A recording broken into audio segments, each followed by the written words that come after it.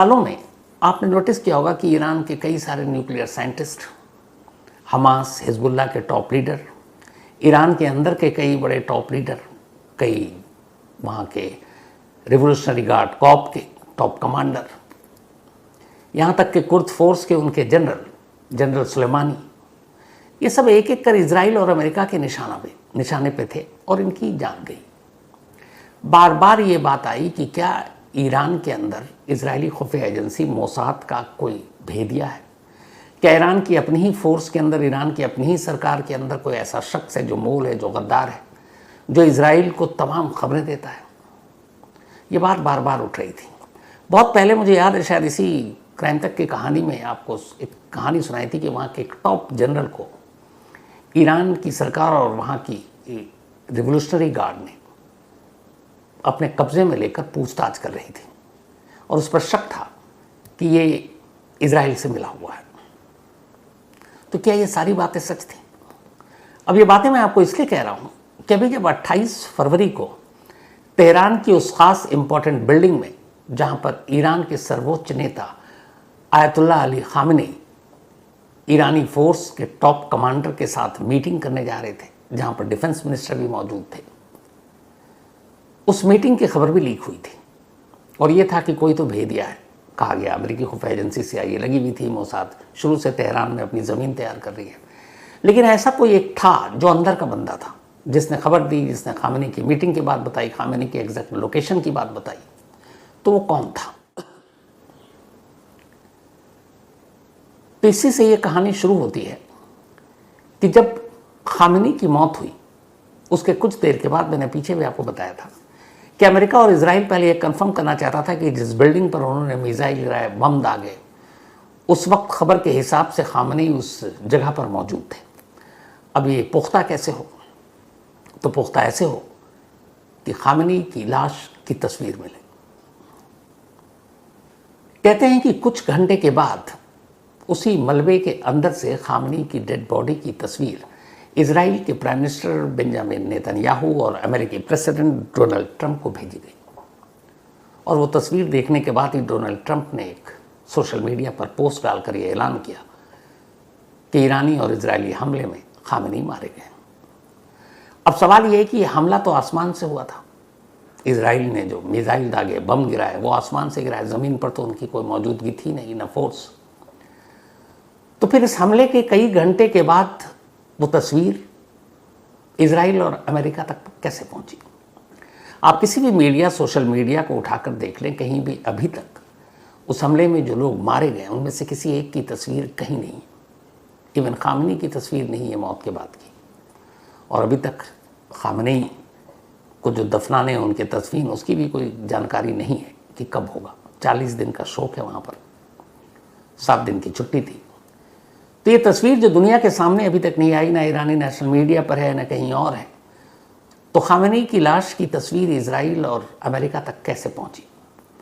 यहीं से ये कहानी शुरू होती है कि क्या ईरान के अंदर इजराइल का कोई जासूस है जो ईरानी का होते हुए भी ईरान के लोगों के लिए गद्दारी का काम कर रहा है? और ये तस्वीर कहाँ से पहुंची वहाँ तक? तो पता चला कि ये तस्वीर असल में ईरान के अंदर से ही इजराइल और अमेरिका को भेजी गई। और ये तस्वीर भेजने के पीछे उसी शख्स का हाथ है जो हाल के वक्त में ईरान में जितनी भी इस तरह की किलिंग हुई टॉप लेवल पर, उसमें भी वो शामिल है और उसी ने शायद मुखबिरी की है। और इसी के बाद एक नाम आया, एक नाम जिसको सुनकर बहुत सारे लोग चौंक उठे। ये नाम है ईरानी रिवोल्यूशनरी गार्ड कॉर्प्स यानी IRGC की एक विंग है, कुर्द फोर्स। कुर्द फोर्स वैसी है जो ईरान के अंदर नहीं बल्कि ईरान के बाहर काम करती है, चाहे हथियार को लेकर हो, चाहे ऑपरेशन को लेकर हो, चाहे ईरान के समर्थन को लेकर हो, या ईरान के बाहर ईरान के खिलाफ कुछ हो, उसको कुचलने को लेकर हो। तो कुर्द फोर्स के जो हेड चीफ, उनका नाम है ब्रिगेडियर जनरल इस्माइल कानी। और ये वही कुर्द फोर्स है जिसके एक ज़माने में जनरल ईरान के सबसे मशहूर पॉपुलर लोगों के बीच हरदिल अजीज़ जनरल सुलेमानी हुआ करते थे। जनरल सुलेमानी 2020 में इराक गए थे और इराक एयरपोर्ट से जब वो बाहर निकलने लगे तो उसी वक्त अमेरिकी ड्रोन अटैक में जनरल सुलेमानी की मौत हो गई थी। और जनरल सुलेमानी की मौत को लेकर ईरान में ज़बरदस्त गुस्सा भी था और अफसोस भी। उनके जनाजे में कहते हैं लाखों लोग शामिल हुए थे, हुजूम था लोगों का। और जनरल सुलेमानी ईरान के अब तक के सबसे मशहूर और फेवरेट और पॉपुलर जनरल के तौर पर जाने जाते हैं। उन्हीं जनरल सुलेमानी की जब मौत हुई 2020 में इराकी एयरपोर्ट के बाहर, उसके बाद उसी कुर्द फोर्स के हेड जिसका पोस्ट जनरल सुलेमानी ने संभाल रखा था, वो मिला इस्माइल कानी को। इस्माइल कानी इस वक्त ईरानी रिवोल्यूशनरी गार्ड कॉर्प्स के कुर्द फोर्स के जनरल हैं, द टॉप बॉस। और कुर्द फोर्स के चीफ के ऊपर ये सवाल, ये उंगली उठ रहा है कि क्या वो मोसाद का आदमी है, क्या वो ईरान से गद्दारी कर रहा है।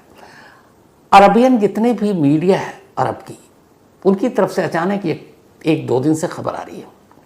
खबर तो ये भी है कि इस्माइल कानी को ईरानी रिवोल्यूशनरी गार्ड ने हिरासत में ले लिया, और ख़बर ये भी है कि उन्हें सज़ाए मौत दी गई। खबर ये भी है कि शायद उन्हें मौत की सज़ा दे भी दी गई, लेकिन अभी तक तेहरान ने कंफर्म नहीं किया। लेकिन फिर सवाल ये उठता है कि इस्माइल कानी का नाम शक के घेरे में क्यों।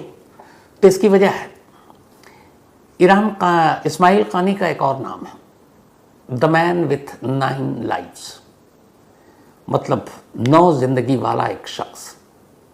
अब ये नाम क्यों पड़ा? क्योंकि खामेनी की जिस दिन मौत हुई 28 फरवरी को, उस इंसिडेंट को मिला लें तो ऐसे 9 इंसिडेंट हुए जिनमें यही ब्रिगेडियर जनरल इस्माइल कानी उस जगह पर मौजूद थे जहां इजराइल या अमेरिका ने हमला किया। और उस हमले से बस कुछ मिनट पहले जनरल कानी वहां से निकल गए, और वो जैसे ही निकलते हैं वैसे ही वहां पर बम गिरता है। ये बंकर में भी हुआ, ये बिल्डिंग में भी हुआ। तो क्या ये इत्तेफाक है? एक शख्स जो जहां पर होता है वहां पर अचानक बम गिरता है, और उस बम गिरने से बस 1, 2 या 3 मिनट पहले वो उस जगह को छोड़ देता है। तो ऐसा क्यों? 1 बार, 2 बार, 3 बार, 9 बार ऐसा हो चुका है। इसीलिए कहा गया द मैन विथ 9 लाइफ्स। तो इसमें कितनी सच्चाई है? हुआ ये बातें क्यों उठी? 28 फरवरी को जब सुबह 9:40 पर इजराइल ने बॉम्ब गिराया तेहरान की उस खास इमारत पर जहां उसे खबर मिली थी कि ayatollah Khamenei, Iraqi revolutionary guard के टॉप कमांडर, कुर्द फोर्स के जनरल, इन सब के साथ एक मीटिंग करने जा रहे हैं। और ये खबर पहले से थी। तो खबर ये भी है कि जब खामेनी और बाकी लोग वहां पर थे, जनरल इस्माइल कानी भी उस मीटिंग का एक हिस्सा थे। 40 लोगों की करीब मौत हुई। और फिर यह हुआ कि शुरू में कि शायद जनरल कानी भी इस हमले में मारे गए, लेकिन हुआ ऐसा नहीं। एक दिन के बाद जनरल कानी तेहरान में नजर आए और बाकी के जो वहाँ की टॉप लीडरशिप थी उनके साथ मीटिंग कर रहे थे। बाद में पता चला कि नहीं, 28 फरवरी की सुबह ये भी थे। अब सवाल है कि उस बिल्डिंग में, उस इमारत में जितनी भी टॉप लीडरशिप, टॉप कमांडर सब मौजूद थे, उनमें जनरल इस्माइल कानी भी थे। और ये बस इस बॉम्ब गिरने से 2 से 3 मिनट पहले उस बिल्डिंग से बाहर निकल गए। हो सकता था ये इत्तेफाक हो, लेकिन जब पिछले इत्तेफाक को इसके साथ जोड़ा गया तो लगा कि कुछ तो गड़बड़ है, और वहीं से शक जनरल कानी पर जाना शुरू हुआ। उसकी वजह है वजह यह है कि जब हिजबुल्लाह के लीडर हसन नसरुल्लाह की लेबनान में मौत हुई, हसन नसरुल्लाह लेबनान में एक बंकर में मीटिंग कर रहे थे टॉप हिजबुल्लाह लीडर के साथ, और इत्तेफाक से इस मीटिंग में ईरान की तरफ से इस्माइल कानी भी पहुंचे। इस्माइल कानी पहुंचे, हिजबुल्लाह के टॉप लीडरशिप वहां पहुंची, और इजराइल को इस मीटिंग की खबर थी। इजराइल ने इस बंकर के ऊपर नीचे तक मार करने वाले बॉम्ब गिराए, और उसमें हिजबुल्लाह का लीडर हसन नसरुल्लाह मारा गया। उसके साथ कई और कमांडर मारे गए। तो खबर ये आई कि इस मीटिंग में चूंकि जनरल कानी थे तो इनकी भी मौत हो गई, और ये खबर 24 घंटे तक चलती रही। लेकिन फिर अचानक 2 दिन बाद जनरल कानी टीवी पर आ जाते हैं और वो इस हादसे के बारे में बताते हैं। उसके बाद पहली बार पता चलता है कि जनरल कानी मारे नहीं गए, बस इस हमले में बच गए। जिस बंकर में ये मीटिंग थी, जिस बंकर की जानकारी चुनिंदा लोगों की थी, उसमें एक जनरल कानी थे और इस हमले से जस्ट 2 से 3 मिनट पहले वहाँ भी इत्तेफाक था, वो बाहर निकल गए, बच गए, बाकी लोग मारे गए। चलिए वो भी एक इत्तेफाक हो सकता है, उनकी मीटिंग खत्म हो गई, वो निकल गए। इसके बाद हमास के पॉलिटिकल चीफ इस्माइल हानिया, इनकी कहानी तो और भी अजीब है। जो हमास के चीफ इस्माइल हानिया है, ये मीटिंग और बातचीत के लिए तेहरान आए थे, ईरान की राजधानी। तेहरान में कहते हैं कि जो बिल्डिंग थी जहाँ पे इसी इराकी रेवोल्यूशनरी गार्ड की खास खुफिया बिल्डिंग, उसमें ये मीटिंग होनी थी। मीटिंग में वो वहाँ पहुँचे। इस मीटिंग में भी जनरल इस्माइल कानी पहुँचे, कुर्द फोर्स के ब्रिगेडियर जनरल, और वहाँ पे गए, वहाँ पे मीटिंग हुई और उस मीटिंग के बाद वो बाहर निकलते हैं और अगले 2 से 3 मिनट में उसी बिल्डिंग में धमाका होता है और इस्माइल हानिया मारे जाते हैं। तो ये लगातार इत्तेफाक पे इत्तेफाक हो रहा है। इसके बाद कहते हैं कि जब जनरल सुलेमानी 2020 में इराक पहुंचे तो इराक जाने की ये खबर बड़ी गोपनीय और गुप्त रखी गई थी, क्योंकि इराक पर वैसे ही जब से सद्दाम हुसैन हटे हैं अमेरिका का एक तरह से कंट्रोल है। लेकिन वहाँ कुछ ऑर्गेनाइजेशन के लोगों के साथ मीटिंग थी, लेकिन अमेरिका को पहले पता था ये कि जनरल सुलेमानी कब, किस वक्त, कितने बजे इराकी एयरपोर्ट पर उतरेंगे, फिर कैसे उनकी गाड़ियों का काफिला सुरक्षा के बीच में जाएगा, और फिर ड्रोन के जरिए निशाना बनाया गया उनकी गाड़ी को। कहते हैं कि इस मीटिंग में भी इस्माइल कानी को मौजूद होना था इराक में जनरल सुलेमानी के साथ, और शायद उसी के आगे या पीछे वाली गाड़ी में उनको होना था। ऐन वक्त पे वो इराक नहीं गए और बच गए। तो ये भी इत्तेफाक था। तो जब ये सारी चीज़ें आनी शुरू हुई तो उसके बाद ये हुआ कि कुछ तो गड़बड़ है, कोई तो गद्दार है, और इराक के अंदर से हुआ कि कोई टॉप लेवल पर मुखबिरी कर रहा है। हालांकि ये वही जनरल इस्माइल कानी है जो जब ईरान और इराक के बीच 80 से 88 8 साल तक जंग चली तो इसमें ये फील्ड पर थे, और उस जंग ने जनरल कानी को एक नाम, एक शोहरत बख्शी। उसके बाद फिर ये अलग अलग ओहदे पर रहे, फिर कुर्द फोर्स में रहे, कमांडर रहे, और एक वक्त था जब इनके चीफ, इनके बॉस जनरल सुलेमानी हुआ करते थे।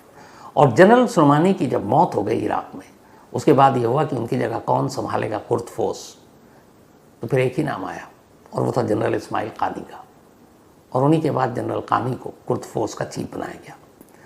लेकिन खामेनी की तस्वीर इजराइल और ईरान तक पहुंचना, क्योंकि ये सारी चीज़ें जब हमला हुआ उसके बाद सिर्फ और सिर्फ वहाँ पे गिने चुने लोगों की एंट्री थी उस जगह पर जहाँ पे खामेनी और उनके करीबी लोगों की मौत हुई थी। आर्म फोर्स के भी लोगों की एंट्री नहीं थी। तो टॉप लेवल पर, अब टॉप लेवल पर इराकी रिवोल्यूशनरी गार्ड के कई चीफ तो मारे गए। तो अगर आप कद और पद के हिसाब से देखें तो इस्माइल कानी का बहुत बड़ा कद पद, जो कुछ मिनट पहले ही वहाँ से निकले, और फिर डेड बॉडी की तस्वीर गई। और इन सबसे बड़ी बात, एक और चीज़ जिसने शक पैदा किया, मोसाद ने ईरान के जितने भी टॉप लीडर हैं, जो पॉलिटिकल लीडर के अलावा फोर्सेस के, ईरानी रिवोल्यूशनरी गार्ड हो, कुर्द फोर्स, उन सब की एक हिट लिस्ट तैयार की थी। और ये हिट लिस्ट सामने भी आई कि इनको मारा जाना है, इनको मारना है। उसमें सारे नाम थे। हैरत अंगेज तौर पर मोसाद की उठे उस हिट लिस्ट में जनरल इस्माइल कानी का नाम कहीं नहीं था। और ये बड़े लोगों की हैरानी हुई कि वो कुर्द फोर्स का चीफ, जो ईरान के बाहर हिजबुल्ला, हमास जैसे ऑर्गेनाइजेशन, उधर मिलिशिया सीरिया में, और ये सब मिलकर इजराइल के ख़िलाफ़ एक्शन की प्लानिंग करने वाले, मतलब मेन लीडर, और उसका नाम मोसाद ने बाहर रखा है इस हिट लिस्ट से। ऐसा क्यों? तो इन्हीं सब चीज़ों के बाद ये शक हुआ, और जब अभी इंटरनल मीटिंग शुरू हुई खामेनी की मौत के बाद, तो ये हुआ कि कुछ तो गड़बड़ है, कुछ तो है। बहुत सारे ऐसे मोसाद के लोग ईरान में पाए गए जिन्हें वक्त वक्त पर पकड़ा गया, जिन्हें फांसी की सज़ा हुई। तो अब आया कि शायद कानी है, और कानी पिछले कुछ दिनों से गायब है। जैसे पीछे भी कई बार वो गायब हुए, लेकिन बाद में टीवी पर आ गए, फिर किसी पब्लिक प्रोग्राम में आ गए, तो पता चला कि जिंदा है। लेकिन अभी वो कई दिनों से गायब है उस हमले के बाद। अब कुर्द फोर्स का एक चीफ अंडरग्राउंड तो हो नहीं सकता है, क्योंकि इस वक्त जंग चल रही है। बाकी के फोर्स सब सामने आ रहे हैं, लीडर और फौज के लोग भी।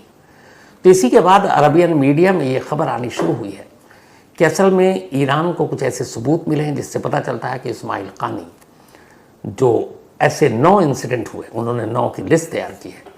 जब हमला होता है इजराइल का और उस हमले की जगह पर जनरल कानी की मौजूदगी होती है और ठीक हमले से 2 से 3 मिनट के दरमियान वो उस जगह को छोड़ देते हैं और उस जगह पर बाकी जो लोग रहते हैं वो मारे जाते हैं और कानी बच जाते हैं। तो ये 1, 2, 3, 4 इत्तफाक हो सकता है, 9 इत्तफाक कैसे? तो उसी के बाद ये शक हुआ और अब अरबियन मीडिया का दावा है कि जनरल कानी को इराकी रिवोल्यूशनरी गार्ड ने हिरासत में लिया है और शायद उन्हें एक मोसाद के एजेंट के तौर पर देखा गया और सज़ाए मौत दी गई है। और ये भी कहा जा रहा है कि उन्हें मौत की सज़ा दी जा चुकी है, लेकिन अभी ये पुख्ता तौर पर नहीं कह सकते क्योंकि तेहरान ने इस खबर पे मुहर नहीं लगाई है। तो जो भी इस पे अपडेट होगा ज़रूर आपको देंगे, लेकिन इतना तय है, चाहे वो कानी हो या कोई और, कोई तो है ईरान के अंदर किसी टॉप पोजीशन पर। याद रखिएगा कि एक मोसाद का एजेंट, जो मैंने बहुत पहले कहानी सुनाई थी, वो एक देश का फॉरेन मिनिस्टर तक लगभग मतलब बनने के कगार पर पहुंच गया था। तो इनकी जड़ें बड़ी गहरी होती हैं और ईरान के अंदर की छोटी छोटी जानकारियाँ वैसे नहीं मिल सकती जब तक कि वहाँ के इस्टेब्लिशमेंट में, वहाँ की सरकार में, वहाँ की सेना में कोई घुसपैठ ना हो।